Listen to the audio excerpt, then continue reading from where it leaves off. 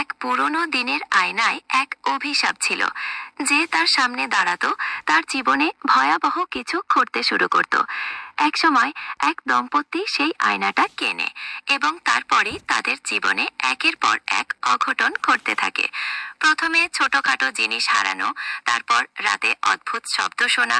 ধীরে ধীরে তাদের মধ্যে দূরত্ব তৈরি হয়, সম্পর্কটা বিষিয়ে ওঠে কেন আয়নাটা তাদের ভাড়াকে শুষে নিচ্ছিল। শেষ পর্যন্ত তাদের কি হয়েছিল জানতে চাও? এক রাতে দুজনে তীব্র ঝগড়ায় জড়িয়ে পড়ে। আয়নার সামনে দাঁড়িয়ে তারা একে অপরের প্রতি তিক্ত কথা বলতে থাকে।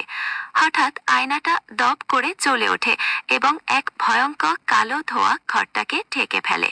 সেই ধোঁয়ার মধ্যে তারা অদৃশ্য হয়ে যায়, আর তারপর থেকে কেউ তাদের কখনো দেখেনি। শুধু আয়নাটা আগের মতোই সেখানে ঝুলে থাকে, যেন অপেক্ষা করছে নতুন শিকারের।